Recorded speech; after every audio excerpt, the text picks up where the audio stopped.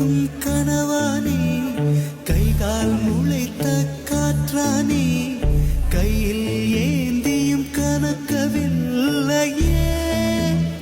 நூறையால் செய்த சிலையானே